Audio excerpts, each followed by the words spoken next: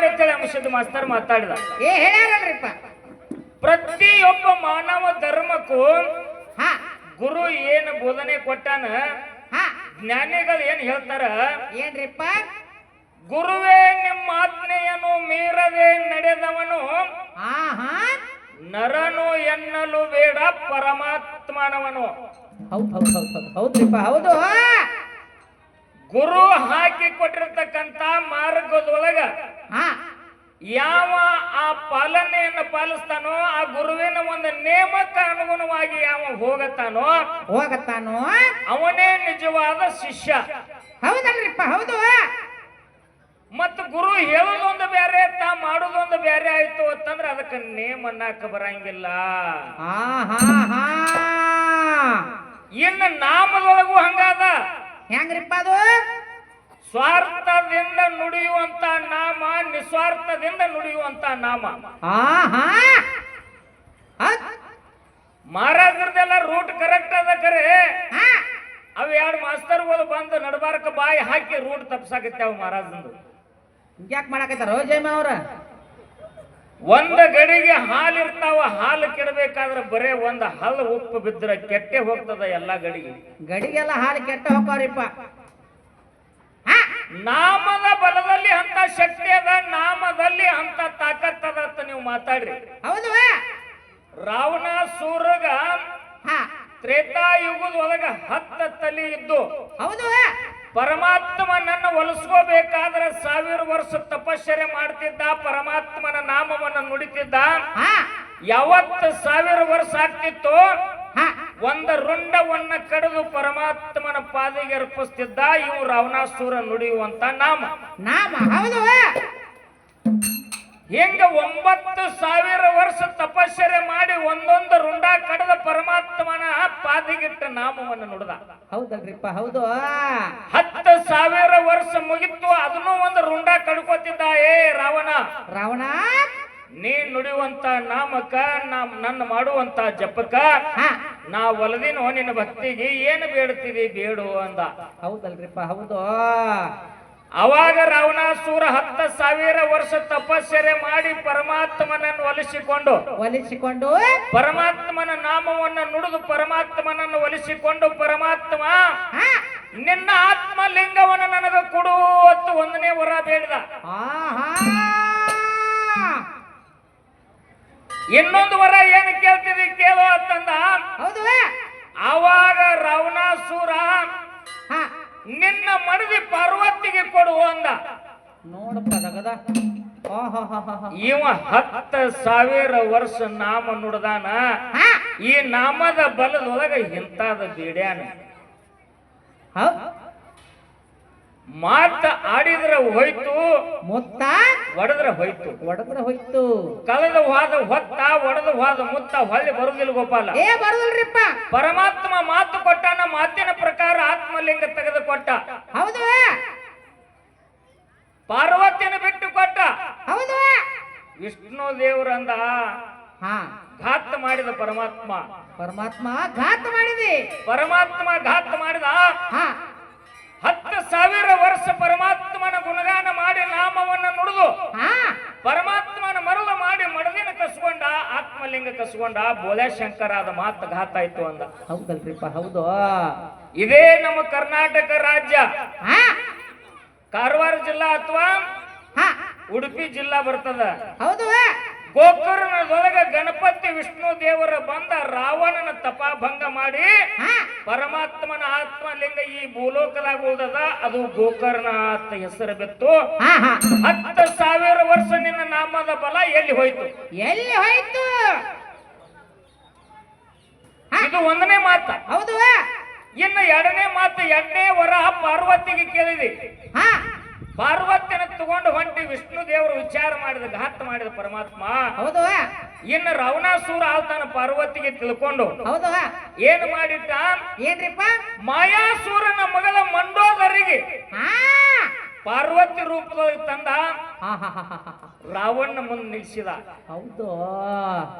ರಾವಣ ಎಲ್ಲಿ ಹೊಂಟಿದ್ವು ಅಂದ. ಆತ್ಮಲಿಂಗ ಪಡ್ಕೊಂಡಿನಿ, ಪಾರ್ವತಿಗೆ ಗೆದ್ದಿನಿ, ಪರಮಾತ್ಮನಿಂದ ವರ ಪಡ್ಕೊಂಡು ಲಂಕಾಪಟ್ಟಣ ಹೊಟ್ಟಿನಂದ. ಹುಚ್ಚ, ಹುಚ್ಚಪ್ಪ ಈಕೆ ಪರಮಾತ್ಮನ ಮಡದಿ ಪಾರ್ವತಿ ಅಲ್ಲೋ.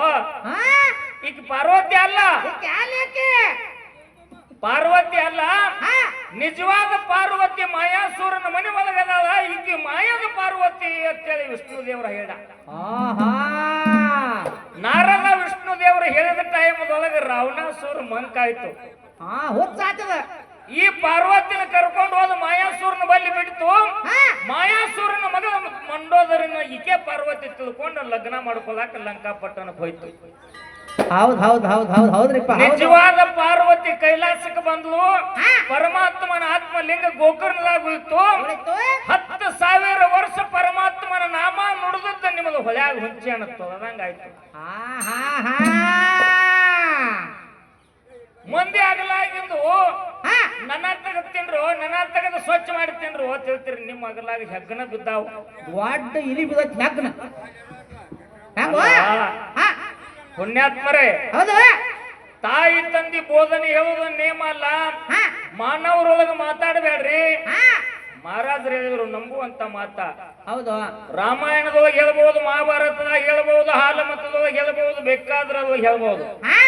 ಒಟ್ಟಾರೆಯಾಗಿ ಗುರುವಿನ ನೇಮದೊಳಗೆ ನಡೆಯುವಂತ ಒಬ್ಬ ಶಿಷ್ಯನ ಕಾಯಕವನ್ನು ನಾವು ಹೇಳ್ಬೇಕಾಗ್ಯದ. ಹೌದು ಒಂದೇ ಒಂದು ಮಾತು ಹೇಳ್ತೀನಿ ನಿಮಗ. ಏನ್ರಿಪ್ಪ ಅದು? ಯಾವ ನವಲಗುಂದ ನಾಗಲಿಂಗನ ಶಿಷ್ಯ ತವನಪ್ಪ ಜನವರಿ 15ನೇ ತಾರೀಕು ಬಾದಾಮಿ ಬನಶಂಕರಿ ಜಾತ್ರೆ ಹೌದು ಬಾಂಡ್ಯದ ವ್ಯಾಪಾರ ಮಾಡ್ತಿದ್ದ. ಸಾಲು ಬಾಜಾರದೊಳಗೆ ಹೋಗಿ ಬಾಂಡ್ಯದ ಅಂಗಡಿ ಇಟ್ಕೊಂಡ. ಮುಂಜಾನೆಯಿಂದ ಹಿಡಿದ ಹಗಲಿ 11 ಗಂಟೆವರೆಗೆ ಒಂದು ಗಿರೇಕಿ ಬರವಾಲು.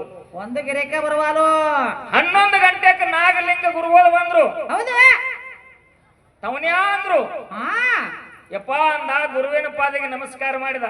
ಹೌದು ಗುರುವಿನ ಪಾದಿಗೆ ನಮಸ್ಕಾರ ಮಾಡಿದ. ವ್ಯಾಪಾರ ಎಟ್ಟು ಮಾಡಿದ ಮಗನಾತ್ ಗುರು ನಾಗಲಿಂಗ ಅಂದ. ಹೌದು ಕೇಳಲ್ರಿಪ್ಪ. ಯಪ್ಪ ಇನ್ನ ಬೋಣಿಗೆನೆ ಆಗಿಲ್ಲ ಅಂದ.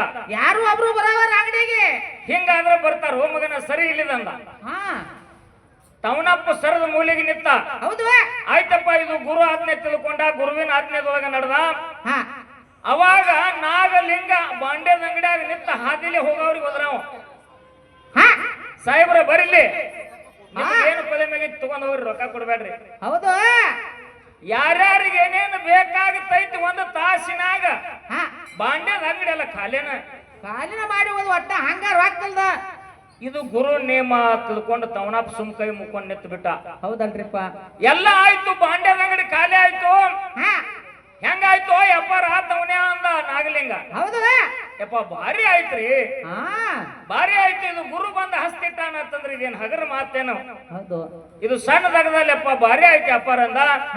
ಇನ್ ಹೆಂಗ್ ಮಾಡುದು ಅಂದ. ಯಪ್ಪ ನೀವ್ ಹೆಂಗ್ ಹೇಳ್ತೀರಿ ಹಂಗೆ, ನಿಮ್ಮ ಆಜ್ಞೆದೊಳಗ ನಿಮ್ಮ ನೇಮದೊಳಗ ನಡೆದ ನನ್ನ ಕರ್ತವ್ಯದ ಅಂದ. ಹೌದು ಹೌದು ತುಗ ಒಂದ್ ಜೋಲಿಗೆ ಮಗನ ಇನ್ ಹೋಗೋನ್ ನಡಿ ಅಂದ. ತಾವೊಂದು ಜೋಲಿಗೆ ಹಾಕಿದ್ದ, ಇವನು ತವನಪ್ಪ ಒಂದು ಜೋಲಿಗೆ ಹಾಕಿದ. ನೋಡಪ್ಪ ಗುರುಗಳು ಬಂದ ಹತ್ತಿ ಬಾದಾಮಿ ಒಳಗ ನಾ ಈ ಓಣಿಲೆ ಬರ್ತಾನ, ನೀ ಈ ಓಣಿಲೆ ಭಿಕ್ಷಾ ಬೇಡ್ಕೊಂಡು ಬಾ ಮಗನ ಅಂದ. ಇದು ಗುರು ಹಾಕಿ ಕೊಟ್ಟಂತ ನೇಮ ಆತಂದ. ಈ ಓಣಿಲೆ ತವನಪ್ಪ ಭಿಕ್ಷಾ ಬೇಡ್ಕೊತ ಬಂದ, ಈ ಓಣಿಲೆ ನವಲಗುಂದ ನಾಗಲಿಂಗ ಭಿಕ್ಷಾ ಬೇಡ್ಕೊತ ಬಂದ. ಬಂದಲ್ರಿಪ್ಪ.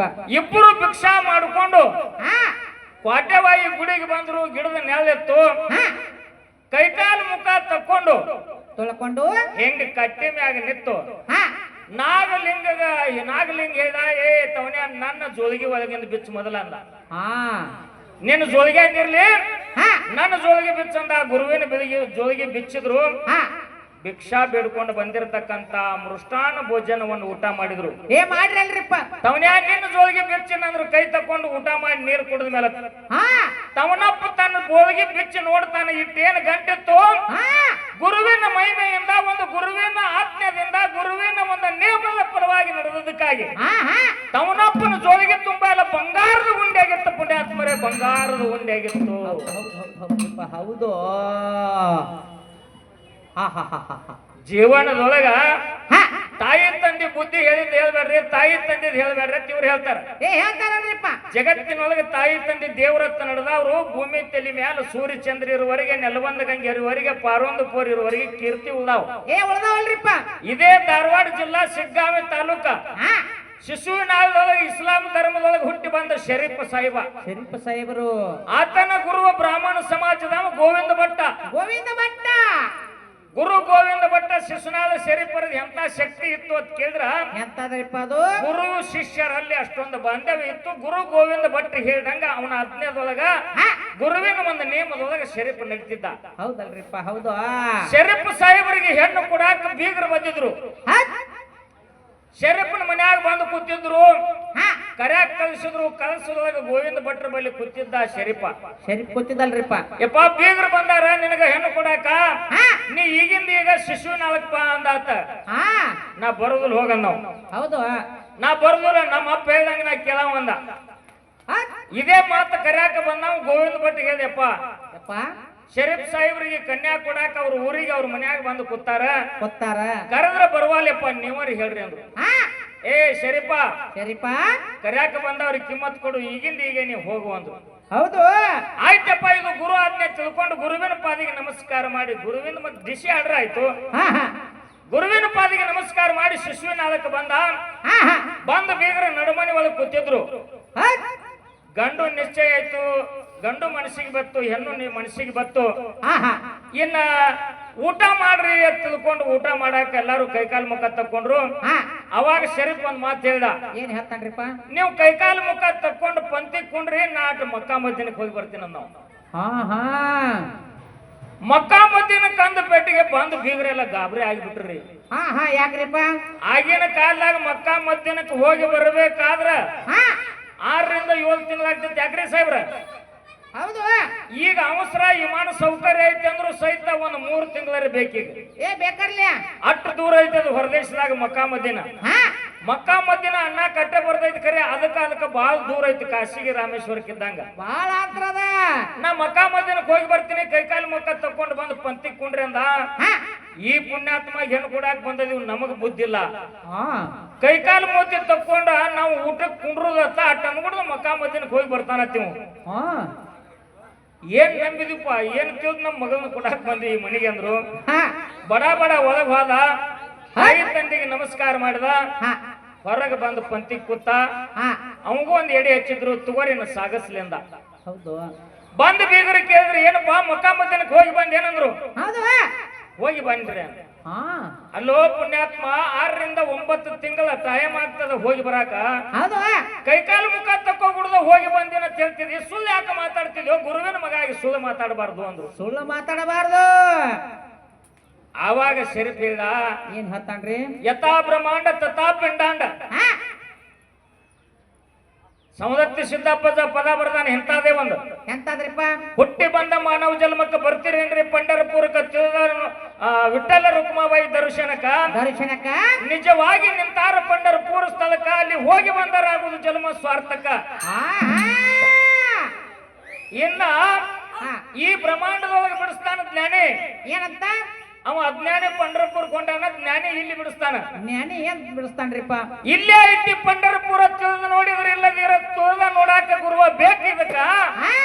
ನಿನಗ ತಿಳಿದಿಲ್ಲೋ ಮೂಲ ಗುರು ಯಾತಕ, ತಮ್ಮ ನಿನ್ನ ಬಿಟ್ಟ ದೇವರಿಲ್ಲೋ ಕಡೆಕ. ಹೌದು. ಯಥಾ ಬ್ರಹ್ಮಾಂಡ ತಥಾ ಪಿಂಡಾಂಡ. ಹೆಂಗ ಪಿಂಡಾಂಡದ ಹಂಗ ಬ್ರಹ್ಮಾಂಡದ, ಹೆಂಗ ಬ್ರಹ್ಮಾಂಡದ ಹಂಗ ಪಿಂಡಾಂಡದ. ಅದಕ್ಕ ಜ್ಞಾನಿ ಹೇಳ್ತಾನ, ಏನ್ರಿಪ್ಪ ಅದು? ಶರೀರ ಎಂಬುದು ಶ್ರೀಶೈಲಗಿರಿಯ, ಸಿಟ್ಟ ಎಂಬುದು ಭೀಮನ ಕೊಲಯ, ಮನಸ್ಸು ಎಂಬುದು ಪಾತಾಳ ಗಂಗಯ್ಯ. ಮನಸ್ಸಿನ ಜಳಕ ಯಾರು ಮಾಡ್ತಾರ ಅವನಿಗೆ ಒಲಿತಾನ ಮಲ್ಲಯ್ಯ.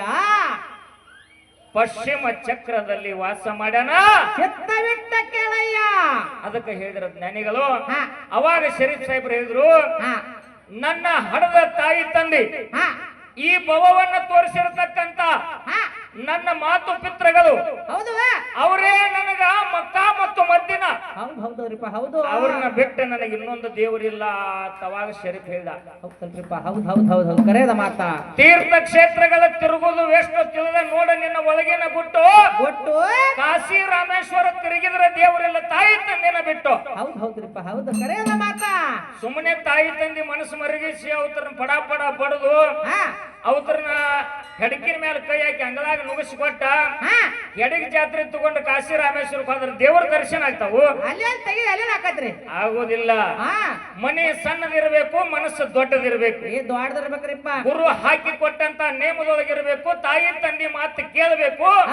ಮುಕ್ಕೋಟಿ ದೇವತೆಗಳ ಬಂದವನ ಮನೆ ಒಳಗೆ ಕಸ ಹೊಡಿತಾರೆ. ಈ ಬರ್ರಿ ಹೌದ್ರಿಪ್ಪ ಹೌದು ಅನ್ನುವಂತ ಮಾತನ್ನ ಹೇಳಿ ಹೇಳಿ ಇವತ್ತಿನ ದಿವಸ ಸಿದ್ಧ ಮಾಲಿಂಗರಾಯ ಗುರು ಬೀರ ದೇವರದ ಧ್ಯಾನದೊಳಗ ತಲ್ಲೀನನಾಗಿ ಹಾ ಯಾವ ಶಿರಾಡೋನ ಮಠದಾಗ ಸಿದ್ಧ ಮಾಲಿಂಗರಾಯಾಗ ಗುರು ಬೀರ ದೇವ್ರ ಹಾ ಕಾಡಬಾರದು ಕಾಡ್ತಿದ್ದ ಬೇಡಬಾರದು ಬೇಡ್ತಿದ್ದ ಹೌದು ಮಲಪ್ಪ ಹೊರತೆ ನಿಂಬೆಳ ಗುಡ್ಡಕ್ಕೆ ಹುಲಿ ಹಾಲು ತಂದು ಕೊಡು ಕಾಂತ ಕೊಡು ಹಸುವಾಗ್ಯದ ಹುಲಿ ಹಾಲು ಉಣ್ಣು ಹಂಗಾಗ್ಯದ ಹಾ ಊಟಕ್ಕ ಹುಲಿ ಹಾಲು ಆಟಕ್ಕ ಹುಲಿ ಮರಿ ಹುಲಿ ಮರಿ ತಂದು ಕೊಡಬೇಕು ಅಂದ ಅವಾಗ ಮಾಲಿಂಗರಾಯ ಹೇಳಿಯಪ್ಪ ಯಪ್ಪ ನಿನ್ನ ಆಶೀರ್ವಾದ ನನ್ನ ತಾಯಿ ತಂದೆ ಆಶೀರ್ವಾದ ಇದ್ರ ಇದ್ರ ನನ್ನ ಪ್ರಾಣ ಹೋದ್ರೂ ಚಿಂತೆ ಇಲ್ಲ ಗುರುನಾಥ ತಂದು ಕೊಡ್ತೀನಿ ಅಂತ ಗುರುವಿನ ಪಾದಿಗೆ ನಮಸ್ಕಾರ ಮಾಡಿ ಹಾ ಸಿದ್ಧ ಮಾಲಿಂಗರಾಯ ಗುರು ಹಾಕಿ ಕೊಟ್ಟಂತ ಒಂದು ನೇಮದೊಳಗ ದಾರಿ ಹಿಡ್ದ ಹೌದಲ್ರಿಪ್ಪ ಹೌದು ಯಾವ ಹಾಲ ಹಳದೊಳಗ ಹರಿದಾಡಿ ಜಳಕ ಮಾಡಿ ಬಂದು ತಾಯಿ ಕಣ್ಣವ್ಗೆ ಎಚ್ಚರ ಮಾಡಿ ಹಾ ತಾಯಿ ಆಶೀರ್ವಾದ ಪಡ್ಕೊಂಡು ಹೊರತಿನ ಬ್ಯಾದ ಗುಡ್ಡದ ದಾರಿ ಹಿಡ್ದ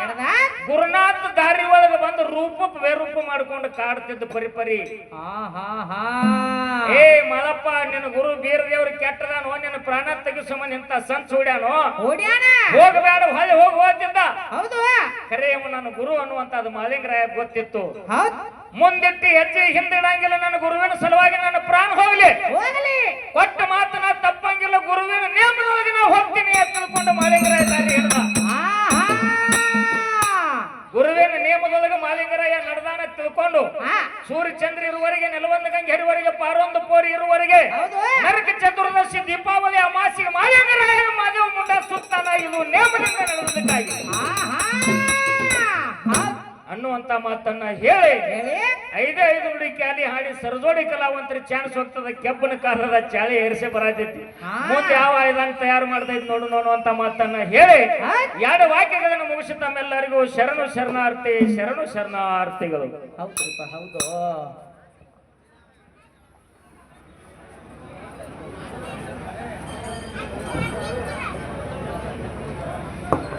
ಮುಕ್ತಿಯ ಸ್ಥಾನ ಕೆಳಗಿಡ ಹೋಗಿ ನೋಡೋ ಜಾ